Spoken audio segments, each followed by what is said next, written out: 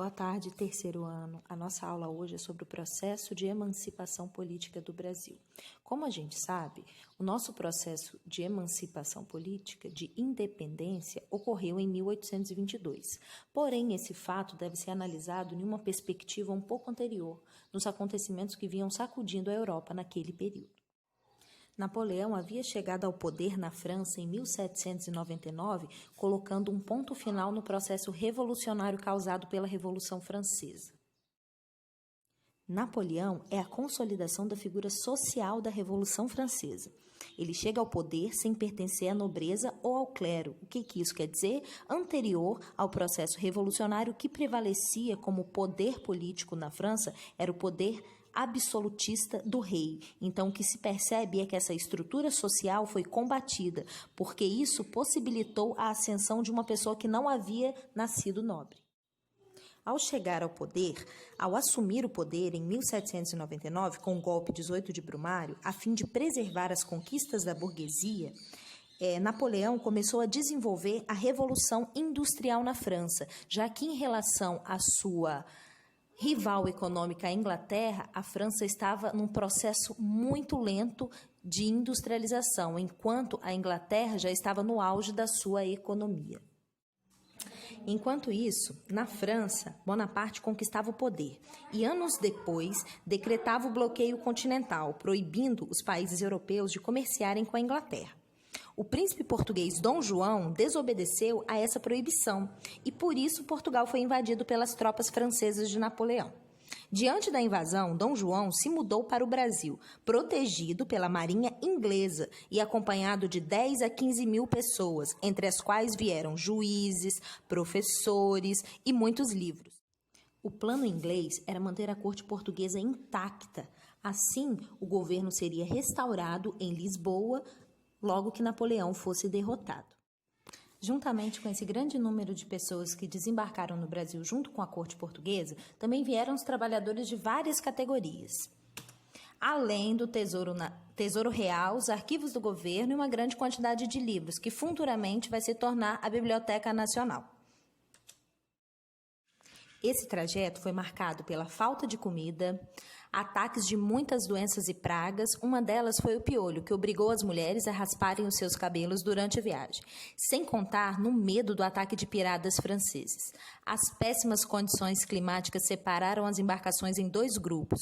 O primeiro desembarcou em Salvador, seguindo para o Rio de Janeiro, e o segundo grupo parou para abastecer nas ilhas de Cabo Verde e depois seguiu direto para o Rio de Janeiro. Desde o momento em que a corte portuguesa pisou em solo americano, o Brasil nunca mais foi o mesmo. Eu não sei se você sabe, mas desde 1500, o Pacto Colonial obrigava o Brasil, no caso colônia, a comercializar somente com a sua metrópole, que era Portugal. Então, assim que Dom João chega em Salvador, ele decreta a abertura dos portos às nações amigas, em 28 de janeiro de 1808. Na prática, temos o fim do exclusivo colonial, ou seja, os proprietários rurais que exportavam principalmente açúcar e algodão ficaram felizes, porque agora vão poder exportar para outros países por preços mais lucrativos. Por outro lado, os comerciantes vão ter uma maior concorrência de produtos, principalmente os ingleses. O que a gente tem que entender é que, com o deslocamento do eixo político de Portugal para o Brasil, fez com que houvesse uma experiência de liberdade que seria irreversível. Uma dessas experiências está no fato de Dom João VI declarar em 1815 a colônia Reino Unido de Portugal a Algarves. Então, não somos mais colônia, e sim uma extensão do Reino de Portugal.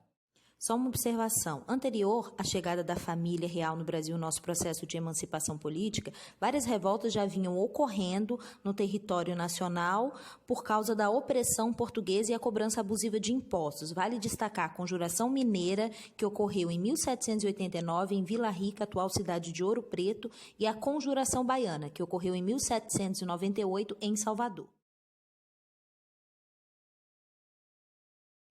Dom Pedro I é sempre lembrado quando o assunto é a independência do Brasil.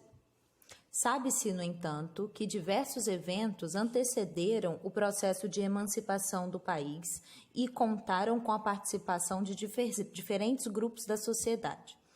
Durante a década de 1810, Pernambuco passava por uma crise econômica decorrente do declínio nas exportações de seus produtos agrícolas mais importantes, o açúcar e o algodão. As principais causas desse declínio foram a produção açucareira nas Antilhas, o uso do açúcar na Europa de beterraba e a retomada do cultivo de algodão nos Estados Unidos. Para piorar a situação, a região passou por uma grande seca no ano de 1816. Ao mesmo tempo, a instalação da corte portuguesa no Rio de Janeiro gerava custos aos cofres do governo, fazendo assim com que os impostos cobrados sobre os colonos sofressem grandes aumentos. Revolução Liberal do Porto. Apesar de as guerras na Europa terem chegado ao fim em 1815, com a derrota de Napoleão Bonaparte, o então regente Dom João decidiu continuar no Brasil e manter a corte instalada no Rio de Janeiro. 3 invasões francesas, um governo inglês e uma monarquia brasileira provocaram tremendo descontentamento em Portugal. A elevação do Brasil ao Reino Unido foi para justificar a presença real fora da Europa. Enquanto isso, os portugueses, em grande parte, estavam insatisfeitos com a situação no país comandado economicamente e politicamente pela Inglaterra. O governo e o exército estavam nas mãos de um inglês, William Beresford, e a circulação de produtos ingleses no país prejudicava os comerciantes portugueses. Essa situação, somada à permanência da família real em território americano, deu origem à Revolução Liberal do Porto, que, após destituir Beresford, exigiu da corte a elaboração de uma constituição para o país.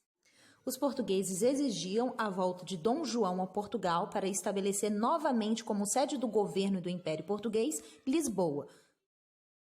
Insatisfeito com o processo de emancipação política do Brasil, os portugueses exigiam que o Brasil voltasse a seu estatuto de colônia, algo que seria inadmissível.